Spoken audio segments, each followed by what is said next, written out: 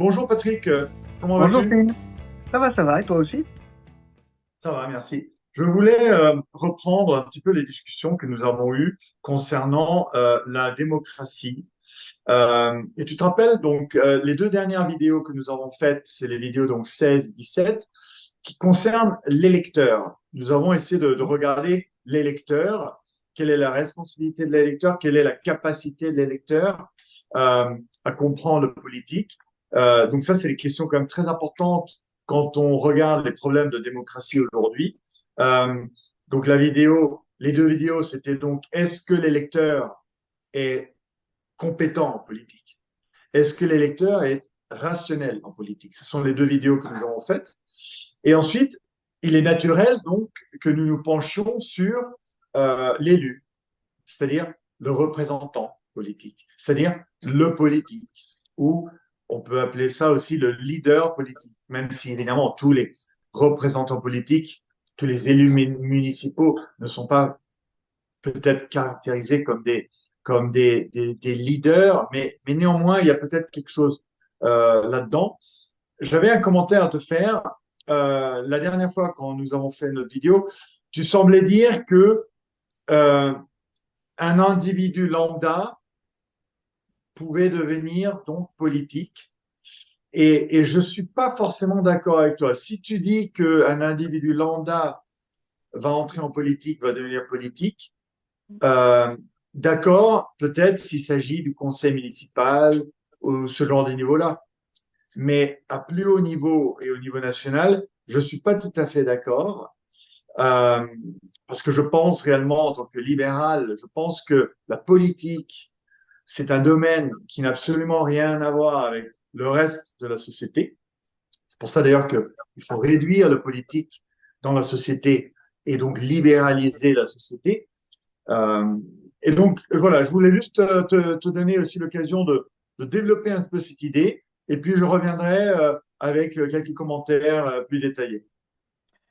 Merci Céline. Alors, je pense en effet que n'importe quelle personne peut, ça ne veut pas dire qu'elle le fera ou qu'elle le voudra, mais peut, à un moment ou à un autre de sa vie, décider de rentrer en politique. Parce que quand on regarde la caste politique, parce que j'ai pas d'autre mot qui me vient à l'esprit aujourd'hui en France que caste politique, on trouve des personnes qui font de la politique leur métier, qui ont appris ça ou auquel plutôt on a inculqué un certain nombre de notions dans des écoles spécialisées et ensuite on les a balancés au pouvoir en disant ce sera toi le leader maximo, ce sera toi le petit père des peuples et tu pourras guider les personnes qui sont tout à fait incapables de se guider elles-mêmes.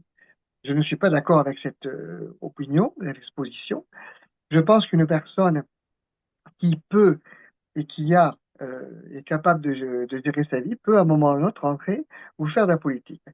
La politique, ce n'est pas n'importe quoi. La politique, euh, quand j'étais à l'école, je crois que c'est à l'école primaire ou en sixième, on nous avait dit politis, la ville, police, la ville, politique, les choses de la cité.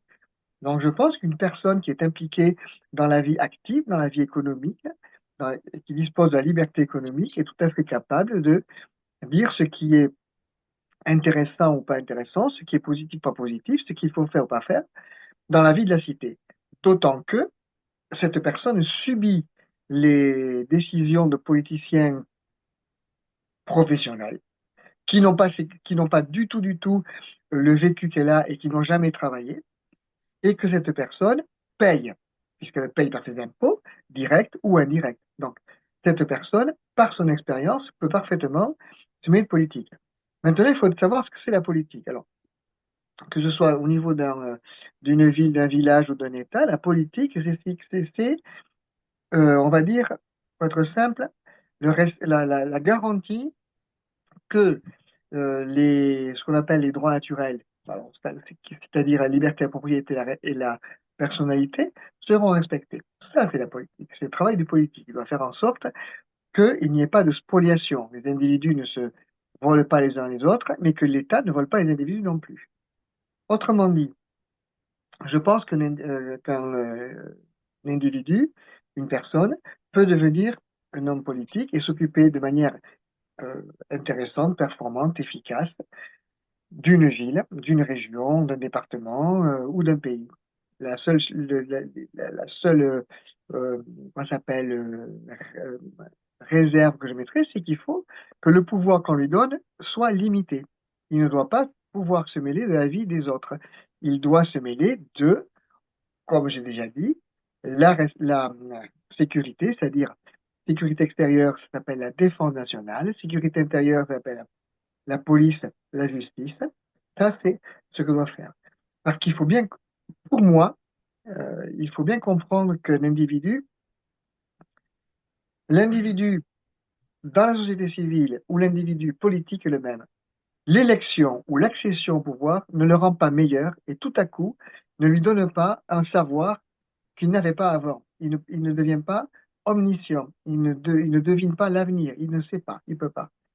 L'autre élément qui est important, c'est que quand on regarde aujourd'hui ce qui se passe en France, quand on voit la manière dont des politiciens formés ou prétendument formés pour cette fonction ont mené le pays et à l'état de catastrophe dans lequel ils nous ont conduits, je me dis que ces individus-là qu'on a prétendu compétents, qu'on a formés pour ça, ben, ce sont les plus mauvais que la France ait portés.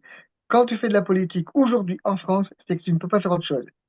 Si tu as des talents et des capacités, tu vas faire médecin, plombier, maçon, commerçant.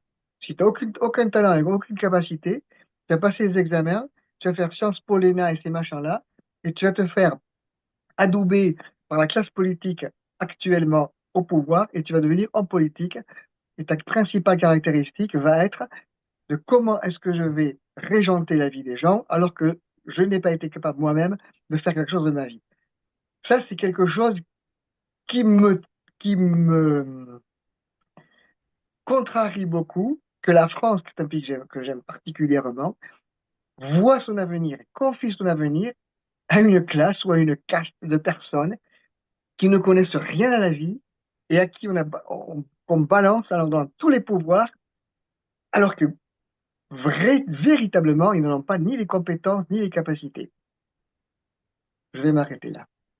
D'accord, ben je vois, ben, très intéressant. Je suis, je suis d'accord avec ce que tu dis. Je pense néanmoins qu'il y a une vision un petit peu théorique dans ce que tu dis et que la pratique n'est pas forcément toujours, disons, alignée avec ce que tu dis, mais effectivement, en théorie, c'est tout à fait ce qui est aussi souhaitable d'un point de vue libéral. J'aimerais revenir sur la partie peut-être plus psychologique et sociologique, parce que les libéraux, de manière générale, ont tendance à un petit peu oublier le caractère psychologique et la sociologie, et ceci aussi pour des raisons assez naturelles, parce que le libéral a tendance à se focaliser tellement sur le marché libre, c'est-à-dire la société ou l'organisation de la société qu'il souhaite, mais qui n'existe pas actuellement, ou qui existe plus ou moins bien développée, qu'il a tendance à oublier que nous vivons dans des sociétés où nous avons en effet une sociologie, nous avons des relations complexes entre les États et entre l'État et les sociétés, et donc et que l'État est formé d'hommes, et donc que la partie psychologique devrait aussi être prise en compte. Quand on est dans le marché libre, il est tout à fait possible d'expliquer le marché libre sans prendre en compte la psychologie. C'est pour ça que Ludwig von Mises, sa grande œuvre magistrale s'appelle l'action humaine, parce que justement, on fait abstraction de la psychologie. On n'est pas intéressé de savoir pourquoi un individu fait un achat ou vend quelque chose. Ce n'est pas important. La seule chose qui compte, c'est qu'il le fait à un moment donné. Il peut ne pas être rationnel. Il peut éventuellement changer d'avis 5 minutes après avoir réalisé la transaction. Mais le côté psychologique ne fait pas vraiment partie, donc ce qu'on appelle la praxéologie de Mises. Mais néanmoins, je pense que c'est un côté important pour comprendre les sociétés non parfaites, non de marché libre, donc non libres. Et c'est là où je pense qu'il faut ajouter des briques à la structure libérale. Et là, on parle de la psychologie typiquement euh, des masses. Donc, Gustave Le Bon, très important ce livre, que nous avons mentionné une autre fois. Et nous parlons également de la psychologie des leaders. Et là, j'aimerais vraiment revenir à cette œuvre magistrale pour moi de Robert Michels, qui s'appelle Les partis politiques, publié en 1911, et toujours extrêmement actuel. Et je recommande à tous nos spectateurs de regarder ce livre. Il est tout à fait accessible sur les sites de vente de livres. Et également, il est disponible gratuitement en PDF en français sur Internet Archive ou d'autres sites. Mais néanmoins, euh, Robert Michels a une partie de son analyse de la démocratie et son analyse des partis politiques. Il a une partie qui s'appelle donc la métamorphose des chefs. Et ceci est très important, à mon avis, parce qu'elle explique deux choses. La première, c'est le fait que la volonté de pouvoir existe chez, chez chacun d'entre nous, mais il va pas forcément rester dormant chez tout le monde. Il va y avoir certaines personnes qui vont, euh, disons, poursuivre ou développer cette volonté de pouvoir. Si je fais une petite citation, il dit, donc ça c'est dans le livre de Robert Michels, il dit, la conscience du pouvoir communique toujours à celui qui le possède la vanité de se croire un grand homme, le désir de dominer, pour le bien ou pour le mal, sommeille au fond de toute âme humaine.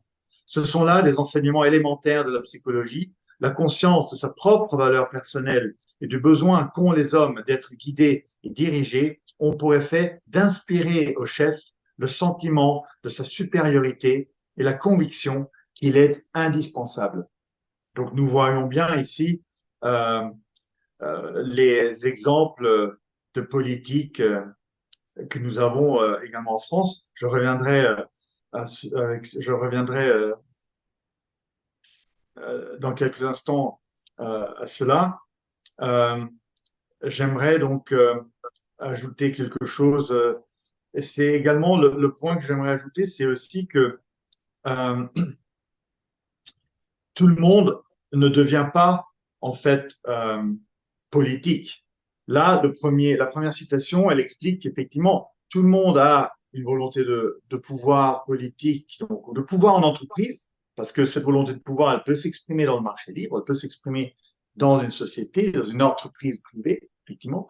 Mais il y a aussi certaines personnes, et on le voit dans la classe politique française, il y a des personnalités qui vont néanmoins vouloir, plus que d'autres, monter dans la hiérarchie politique, et ils vont avoir aussi la capacité, parce qu'il va y avoir un filtre qui va s'opérer, et au fil du temps, vous allez avoir les caractères, les traits de ceux qui réellement ont la capacité d'avoir du succès en politique. Donc, ce que dit à un autre endroit dans ce livre Robert Michels, c'est l'homme politique, celui qui réellement euh, commence à monter. Au début, il est effectivement comme les autres. On ne voit pas à l'extérieur une différence, mais au fil du temps, il y a quand même des caractéristiques qui sont un petit peu différentes. Il dit, par exemple, il est donc poussé par une vision plus nette, par un sentiment plus profond, par un désir plus ardent du but général, par une impulsivité plus forte, par la souplesse et le sérieux de son caractère, par sa chaude sympathie pour ses prochains.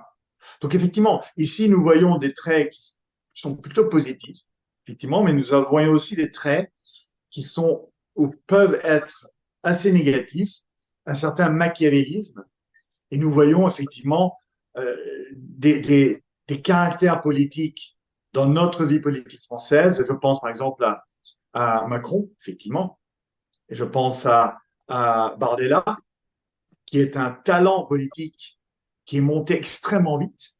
C'est pas par son expérience qu'il est monté. Pourquoi lui plutôt que des milliers d'autres de son âge? Je pense aussi à Mélenchon, qui pour moi est est un naturel de la politique avec ces caractéristiques-là. Donc, tout ça pour dire que je pense que le politique attire certaines personnalités et font monter certaines personnalités. C'est pour ça que Hayek, d'ailleurs, dans son fameux livre de 1944, Le chemin de la servitude, il parle justement du système politique qui fait monter les pires, permet aux pires de monter. Et ça revient un petit peu à ce que décrivait avec beaucoup plus de détails donc Robert Michels une génération avant Hayek. La dernière phrase que tu viens de dire, j'ai lu Hayek, j'ai lu Mises, hein, la dernière phrase que tu viens de dire, et que, en citant Hayek, c'est vrai, pour moi c'est vrai, la politique permet de faire monter les pires. Après, ce qui est certain aussi, c'est que certaines personnes ont un tempérament on va dire, à l'action publique ou à la politique, et d'autres n'ont pas ce tempérament-là. Ça, c'est vrai. Mais ce sur quoi je voudrais insister, c'est que les personnes qui ont ce tempérament de la chose publique doivent, entre guillemets, le mériter ou faire leurs preuves avant. Les personnes qui n'ont pas ce tempérament mènent leur vie quotidienne comme elles l'entendent, sans que le politicien ne se mêle de leur vie et sans que le politicien ne vienne perturber leur libre choix. Une fois que le politicien, c'est pour ça que je pense que la manière dont sont sélectionnés les politiciens en France, c'est-à-dire cette formation spécifique pour devenir politicien et se mêler de la vie des autres et décider à leur place en leur ayant piqué leur argent, cette organisation-là est particulièrement perverse. Ensuite, pour revenir au côté psychologique dont tu as parlé, je pense que à partir du moment où l'être humain est un être humain, le versant psychologique doit être automatiquement et obligatoirement pris en cause, que l'on soit libéral ou qu'on ne le soit pas. La différence qu'il y a, c'est que un libéral prendra en compte le volet psychologique et le respectera en disant c'est ta vie, ce sont tes choix. La personne qui n'est pas libérale prendra en compte le volet psychologique en disant je vais faire, ça s'appelle l'ingénierie sociale, on en a parlé la dernière fois, je vais faire en sorte de manipuler les masses de façon à ce que le résultat soit celui que j'attends et que j'espère. Donc, chacun va travailler, ou chacun va comprendre, ou chacun va se servir de la psychologie des gens. Une première partie, les libéraux vont respecter la psychologie des gens, ils peuvent se tromper, ils peuvent changer la vie. Les autres ne la respecteront pas. Ils diront, psychologiquement et par définition, les gens sont immatures, donc moi, l'homme politique, le leader maximal, le petit père des peuples, comme j'ai dit tout à l'heure, je vais leur dire ce qu'il faut faire. Et s'ils ne sont pas d'accord, je vais utiliser des moyens d'ingénierie sociale pour pouvoir les manipuler et faire en sorte qu'ils réagissent en tant que masse, obtenir le soutien des masses et que les masses fassent ce que j'ai décidé et me suivent. Les, les, Quoi s'appelle, les caractéristiques de l'homme politique sont très variables. Mais alors, il y a le tout, évidemment, puisque ce sont des êtres humains comme les autres. Il y a des hommes politiques qui vont aimer leur peuple ou les gens de leur pays, mais d'autres qui ne vont pas du tout les aimer. Puisque tu parlais d'Emmanuel Macron tout à l'heure, il est évident, comme les yeux au milieu de la figure, que ce gars-là n'aime pas les gens. C'est évident. Et malheureusement, le, le, le, cette personne est au pouvoir actuellement. Donc c'est comme ça.